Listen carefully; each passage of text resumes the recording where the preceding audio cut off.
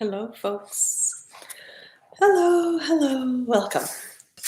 All right, I'm going to hang on just a minute here while people get connected and find me. Hello, Farzana. Hello. Hi, folks. I'm back at my house now. I hope you can see me. I have the lights off, but there's a window in front of me. All right. Whew, there's a little gnat in here. Very good. Cool. Just going to wait another few seconds and then we'll start. Just kind of can see me shifting my eyes all over. I'm just checking to make sure everything is correct. All right.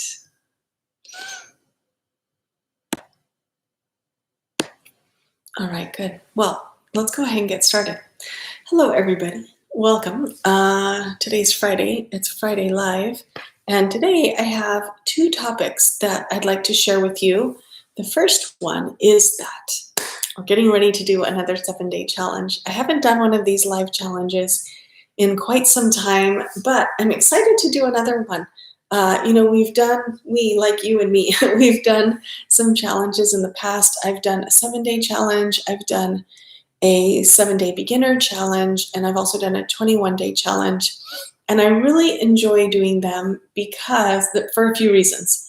One is that when we practice every day together like that, it helps me and you build consistency of practice. Like it helps you kind of jumpstart a healthy habit of practicing every day. I also really like about these live, these live challenges that I've done that I teach for about 45-ish minutes, maybe 50 minutes.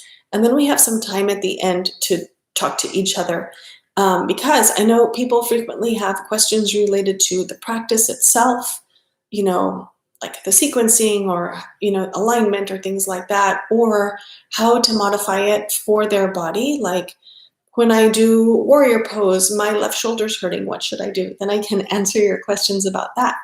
And, give you a better quality of instruction than you would get if you're just watching a video and don't have an opportunity to communicate with me or with your teacher. So anyway, that's coming up. I'm super excited about it. If you haven't already signed up for this this challenge that's coming up, it's starting July 19th. You can sign up now. I've put the link in the description box of this video. So if you're able to see that right now, you can go there and sign up for it. It's free. The only different thing is previously I've done all these challenges just out on YouTube, but this time I'm doing it in a different way. I'm going to do it on Zoom so that we can have an even better level of communication. I'll be able to see you if you choose to turn your camera on, and that way I can make adjustments to my teaching. So some of the things that I adjust in, when I'm teaching via Zoom is I can see how everybody's moving and I can see how you're feeling. I can see what's tight or what's flexible or what's strong or what's weak. And, that helps me kind of make decisions about what to teach next, like which pose should be next, which pose should go after that. So that's one benefit of, doing this 7-day live challenge via Zoom. And the other one is that when we do that discussion at the end, we can see each other. And I feel like when I can see people and talk to them at the same time, like it's not just like you typing in the chat and me replying to your chats. Like when we can see each other or at least hear each other's voices, there's a better quality of communication, I think. There's like some body language and intonation so that I can better get an idea of what you mean, and hopefully you too can get a better idea of what I mean. Hello, Emar. Nice to have you. So that's what's going on with that challenge. Let me see if there's anything else I need to tell you. The sessions are going to be at 7 a.m. Central Time. That will be 8 a.m. Eastern Time and 5 a.m. Pacific Time. So yeah, and then for folks who are watching from Europe, you're typically 7 hours ahead of me. At least UK and France are 7, 8, I don't know, something like that. So it'll be like early afternoon for you. All right. Oh, and another thing is that I'll be recording all the sessions and sending them to you, so that if you're not available at the time when I teach, you'll get the recording just 2, 3, 4 hours later, something like that, so that you can keep up and kind of keep pace with the challenge, even if you're not doing it live with me. Yeah, all of that is explained once you sign up. After you sign up, you'll get a welcome email from me where I explain everything in more detail. So that's what's going on with this this live chat. Why do I keep calling it a live challenge? I think because it used to be called a live stream. Anyway, the 7-day challenge that's coming up. If you haven't already, I would encourage you to sign up for it. Actually, I could give you a little bit more information, a little bit of a teaser. There's going to be some extra bonus content coming to those folks who sign up for the challenge. So maybe a little bit of extra incentive. Yeah, and if you have any, if you're signing up for it and you have any doubts or concerns or worries about participating in it, send me a note. I'm happy to reply and help alleviate any concerns that you might have. Like if you're new to yoga and you're worried about something, or if you have any kind of issue going on in your body and you're not sure if you can do this challenge, shoot me a note. I'll give you some information. And, I think that probably most of the people who are on here right now know that I strongly believe that everybody can practice yoga. It's just a matter of finding the right practice. And so, regardless of what you've got going on in your body, you can definitely make the yoga practice work for you so that you can practice, so that you can feel better, stronger, more flexible, more comfortable in your body. All right, let's see. Me Forward says, missed where to sign up. I put the link in the description box under this video, and then it's going to take you to a page where you enter your email address and your name, and then that's all you have to do. All right, cool. So let me know if you have any questions about that 7-day challenge. Otherwise, I'm going to move on to the next topic of today. Hi, Lisa. Okay, I'm going through water fast today. Anyway, the next thing that I wanted to talk to y'all about is how to gain the most from your practice. So I know that this being YouTube, there are people in all stages of practice and experience practicing with my videos. There are people who just found my channel today and are just getting started with yoga. I've never practiced before. There are people who've been practicing with me every day for a year or longer, just a wide range of people. So the advice that I would give, to a person who's just getting started as compared to the advice that I would give to someone who's already practicing very consistently, it's going to be a little bit different. But just keep in mind, so I'll give you some tips and advice about how to gain the most from your practice. But just keep in mind that all of these tips may not be geared exactly toward you. So you can take what works for you and don't worry about things that don't work for you. So the number one thing I think to gain the most from your practice is to practice consistently. Consistently might mean daily, if that works for your schedule. It might mean once a week. It might mean twice a week. It could mean anything. It depends on your experience level. It depends on how your life is, like what you have time for. If you work full time and have kids, you have less time than someone, for example, who's in college, something like that, or someone, who is, I don't know, like some people just are busier than others. So depending on how much time you have available, figure out when you can practice. I would say, write it on your calendar, make it like a meeting or like an appointment, like a doctor appointment on your schedule. You write in or type in and block off time for you to do your yoga practice every day. We definitely gain benefit from doing yoga practice once in a while. We feel better, for the hours after the practice or maybe even the day after the practice. But when we start to practice on a regular basis, 3, 4, 5 times a week, those good feelings, the benefits that we're gaining are incremental, and we start to feel better and better and start to notice new things about ourselves. Suddenly one day you may realize, wow, my concentration it's really good these days. Like, it didn't used to be like that. Why is it? Or you might notice, wow, I haven't had a tension headache in 3 days. Like, that's a big deal for me. These are the things that we start to notice when we're practicing consistently. Another thing that goes along with practicing consistently is finding the right time of day where you have a high likelihood of being able to practice.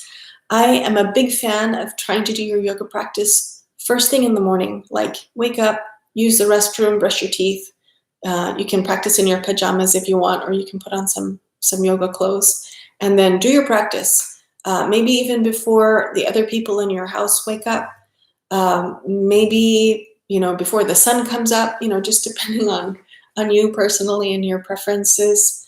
But try, if possible, to get your yoga practice done before the day gets a hold of you, before you have to start running out the door and taking care of things, because life happens and we get busy and suddenly it's like 9 o'clock at night and you're like, wow, I'm exhausted. Oh gosh, I didn't do my yoga practice today. Oh well.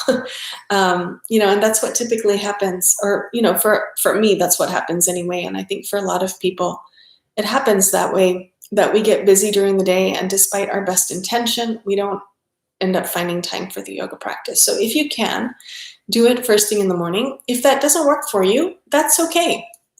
But figure out what time of the day does work for you.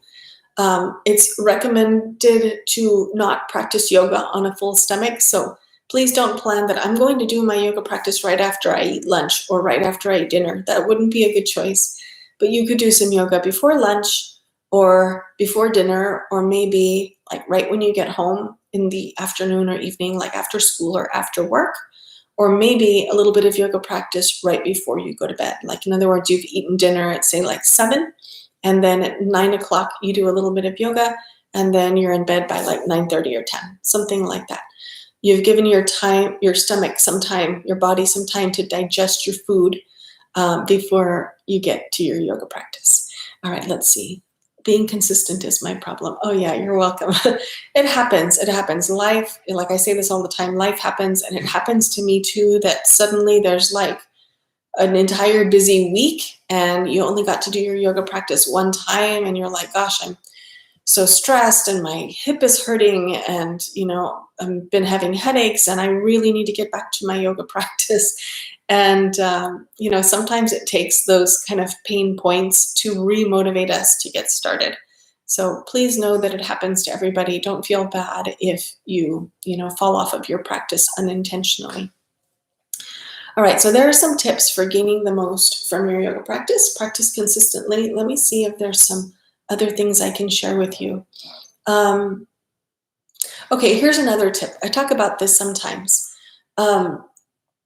Oftentimes, I don't know why this is, but students and teachers have the expectation that we need creativity in our yoga practice. Like, I need to do a certain practice on Monday and a different one on Tuesday, and next time I practice it should be different, and it always needs to be different. And it doesn't actually need to be like that. There's actually a lot of benefit to doing the same yoga practice more than once.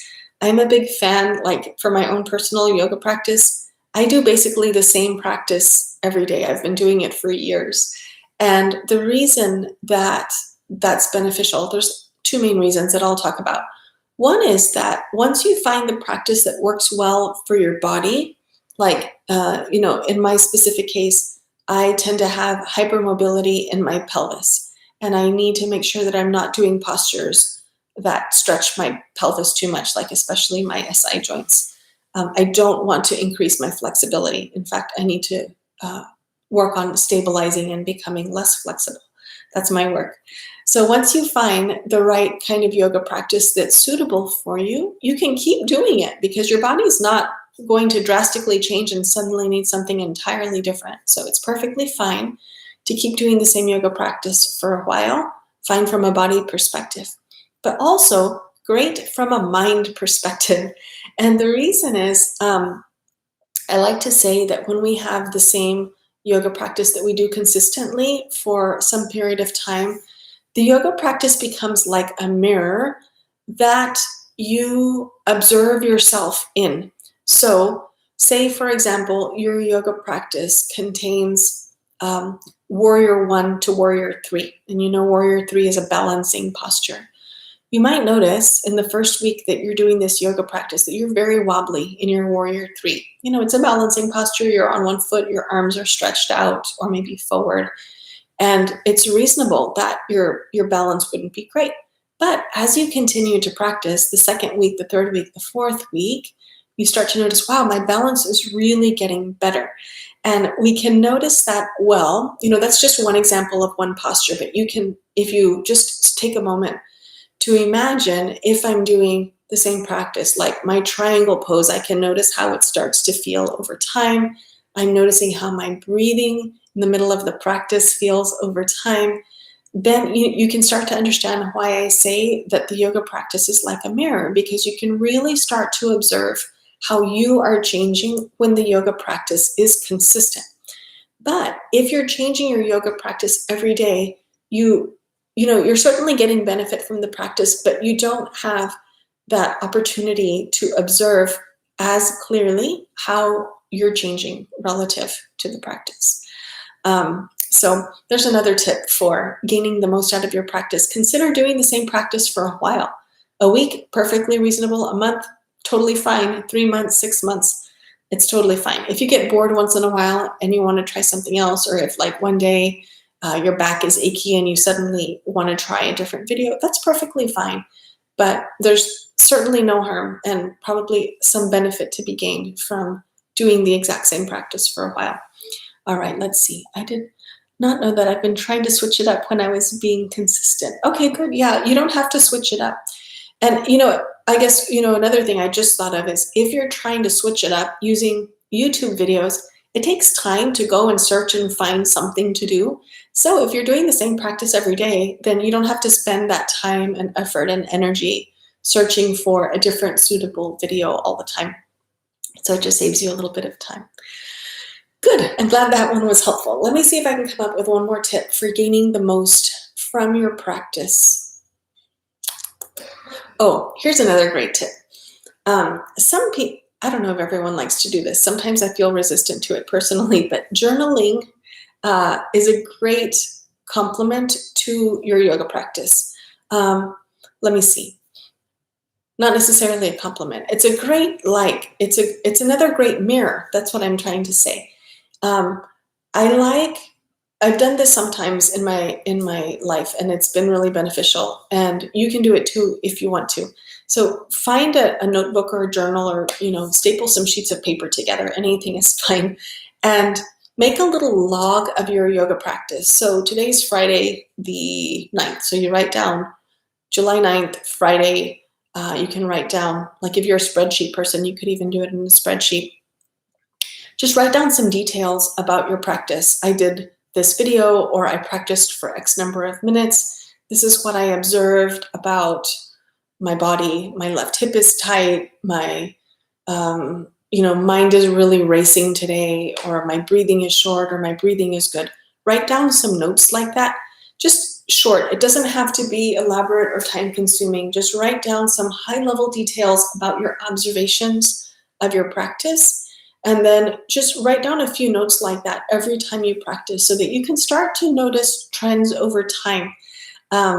Often people, me too, we do our yoga practice and, we're busy. And so we're just kind of going through life and doing our stuff and doing our yoga practice. And sometimes, like you've been practicing for a year and it's hard to remember how you were when you started.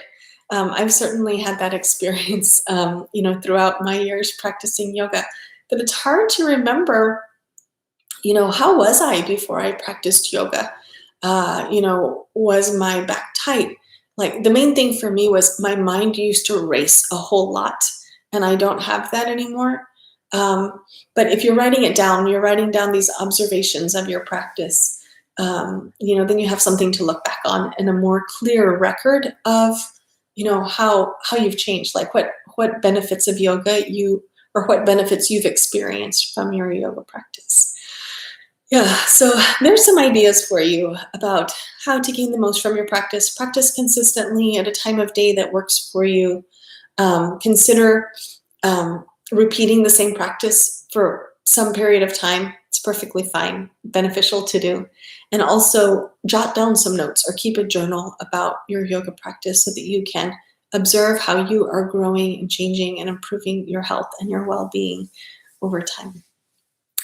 Okay, do y'all have any questions? Do you have any questions today? I'm going to go back here in case you've joined late to give you, again, the information from the beginning that I talked about, and it'll be just really brief, but I want to make sure that everybody knows that I'm going to be doing another 7-day challenge. The link to sign up for it is in the description box of this video, so like below the video. It's totally free. But the only difference is this time I'm not hosting it on YouTube like I've done in the past. Rather, it's going to be hosted on Zoom. So I'll be emailing you the link for the class. Like, for example, it's starting on a Monday. It's July 19th. I'll send the link out on Sunday, so you have it ahead of time. And you'll also receive links to the recordings of each of the sessions so that if you're not available to practice at the time that I'm teaching, which is 7 a.m. Central, you can still definitely participate and follow along. So I think that's it. I think that's all. I don't see any more questions coming in, so I guess I'll wrap it up for today. But if you haven't already, do go ahead and sign up for that challenge. We have, I think, like over 100 people signed up already. I'm super excited. And I just need to remember that my Zoom will allow me to host 100 live people. So if I find that the signups are increasing a whole lot, I need to remember to upgrade my Zoom so that I can host everybody at the same time. All right, I think that's it, folks. Thank you so much for being here today. If you enjoyed this video or generally the content on my channel, please, if you would, click a like button. You can click subscribe if you like. If you're subscribing, click the notification bell so that you can be notified every Monday when I upload the new video. The like and the subscribe, I forget to do these sometimes for the channels that I follow, but it's important to remember, for me too, to remember that when people like and subscribe, it actually helps the channel a whole lot. It tells YouTube that the videos are good and that they should share the content more frequently. And so when you do that, it helps my channel grow. So thank you very much for liking and subscribing and commenting and doing all of those things. I think that's all I need to tell you. I think that's all the news of the day. All right, well, y'all have a great day. I will see you soon next Friday, or perhaps in the 7-day challenge that starts on July 19th. All right, have a great day, everybody. I'll see you soon.